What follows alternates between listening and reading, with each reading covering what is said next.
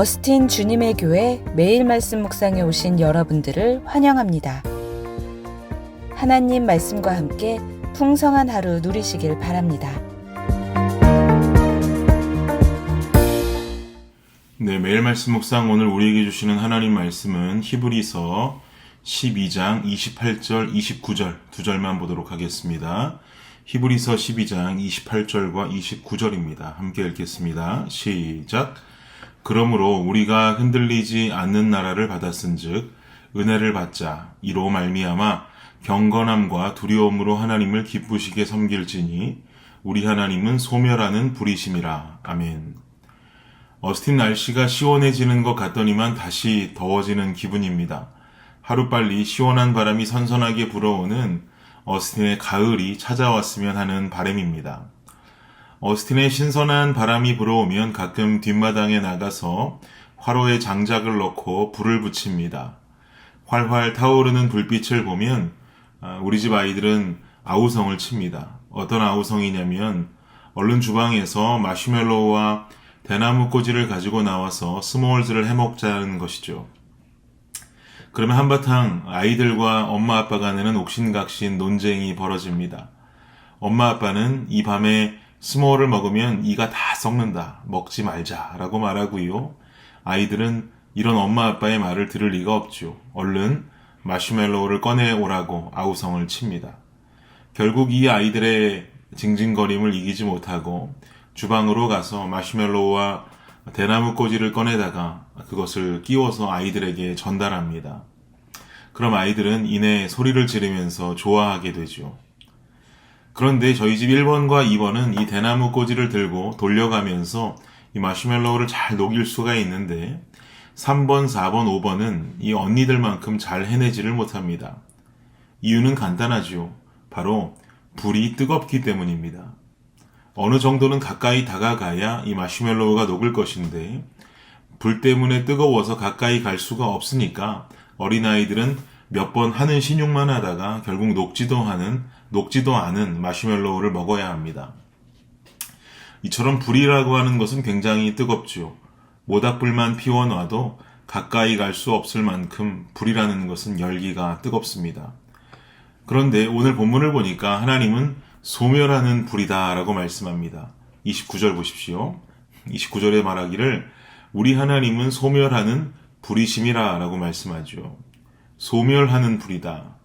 여러분, 소멸의 뜻이 뭡니까?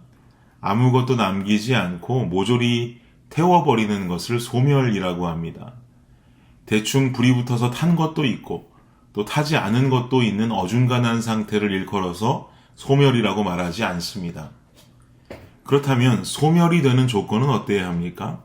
땔감이 마른 장작이든지 아니면 어떤 장작이든 완전히 태워버릴 수 있는 엄청난 불의 크기면 소멸이 가능합니다. 이처럼 하나님이라는 존재는 불로 표현이 되고 있으며 이 불의 크기는 상당한 크기입니다. 바로 소멸하는 불이기 때문입니다. 그런데 이 29절에는 원어 성경에 있는 접속사 하나가 미처 해석되지 않았습니다. 바로 왜냐하면이라는 접속사입니다. 즉 29절은 원래 왜냐하면 우리 하나님은 소멸하는 불이기 때문입니다 라고 해석하는 것이 더 옳다는 거죠. 여러분 잘 아시는 것처럼 왜냐하면이라는 접속사는 바로 그 이전 문장에 대한 원인을 밝혀주는 접속사의 역할을 합니다. 그럼 우리는 자연스럽게 28절의 내용이 궁금해집니다. 28절 우리 한번 함께 읽어볼까요? 시작. 그러므로 우리가 흔들리지 않는 나라를 받았은즉 은혜를 받자. 이로 말미암아 경건함과 두려움으로 하나님을 기쁘시게 섬길지니.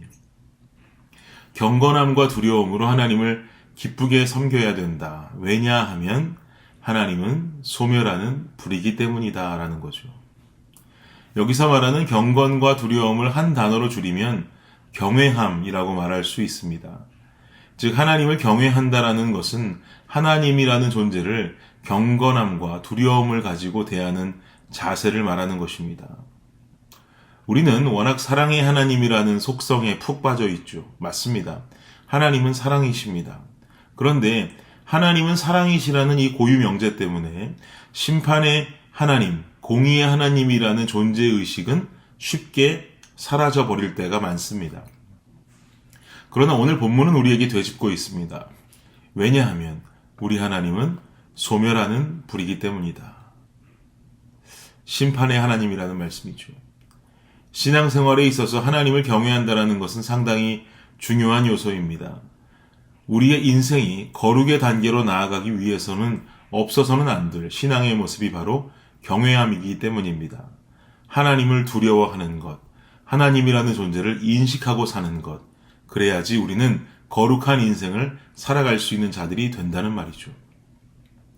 히브리서를 설교하면서 누차 드렸던 말씀이 유대교에서 초대교회로 개종을 한 이들이 결국 종교적 탄압 그리고 친교와 관계의 이유로 인해서 다시 유대교로 돌아가는 일이 빈번했다고 말씀드렸습니다. 하나님은 구약 율법에 얽매여 계신 분이 아닙니다. 25절 보십시오. 25절 함께 읽겠습니다. 시작. 너희는 삼가 말씀하신 일을 거역하지 말라. 땅에서 경고하신 일을 거역한 그들이 피하지 못하였거든 하물며 하늘로부터 경고하신 일을 배반하는 우리일까 보냐. 지금 히브리서 저자는 무슨 말을 하고 있는 것입니까? 히브리서 저자는 말하기를 선지자들을 통해서 주어진 말씀을 거역했을 때도 멸망을 당했는데 하나님의 아들을 통해 주어진 말씀을 거역하면 과연 어떻게 되겠느냐고 강력한 경고를 하고 있는 장면이죠. 이런 경고와 심판의 메시지를 통해서 하나님을 두려워하는 경외의 신앙을 가져야 할 것인데 그렇지 못하다는 말을 하고 있는 겁니다. 이런 경외함이 기반된 신앙이 없으니까 그야말로 유대교에서 초대교회로, 초대교회에서 다시 유대교로 돌아가는 왔다 갔다 흔들리는 어리석은 믿음을 갖고 있다는 말이 되는 것이죠. 그러니 28절의 권면처럼 유대인들은 경건함과 두려움으로 하나님을 기쁘시게 섬기는 경외의 신앙을 가져야 하는 것입니다. 왜냐하면 하나님은 소멸하는 심판의 불이시기 때문입니다. 사랑하는 성도 여러분, 우리의 삶을 굽어 살피고 계시는 하나님이라는 존재를 향한 경외심을 갖기를 바랍니다. 주님을 두려워하고 주님을 인식해야 된다는 거죠. 이 경외함이 없으면 경건함, 두려움이 없는 신앙이 되고 이런 신앙은 결코 하나님을 기쁘시게 할 수 없습니다. 여러분 신앙생활을 왜 하십니까? 이 백성은 내가 나를 위하여 지었나니 나의 찬송을 부르게 하려 함이라. 우리의 존재의 목적, 우리가 신앙생활을 해나가는 뚜렷한 목적은 다른 것이 아니라 바로 하나님을 기쁘시게 해드리기 위해서인 줄을 믿습니다. 하나님을 경외함으로 좌로, 우로 치우치고 흔들리는 것이 아니라 거룩한 삶으로 나아갈 수 있는 여러분이 되시기를 예수님의 이름으로 축복합니다. 제 개인적으로 오늘이 마지막 메말목 녹화 날입니다. 11년간의 주님의 교회 사역을 마무리하고 이번 주일 모든 사역을 이제 내려두게 됩니다.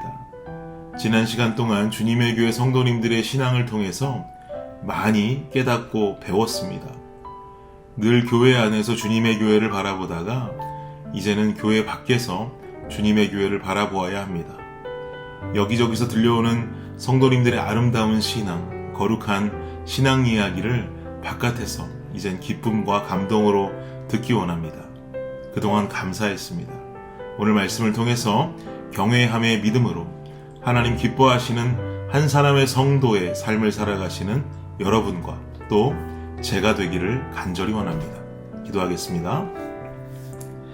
하나님 감사합니다.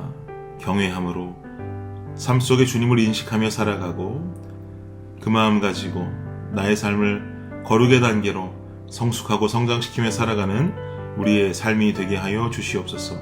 그리하여서 주님 보실 때 참으로 기뻐하시는 귀한 신앙인의 삶, 그 자세로 살아가는 우리 모두가 되게 하여 주시옵소서. 예수 그리스도의 이름으로 기도드립니다. 아멘.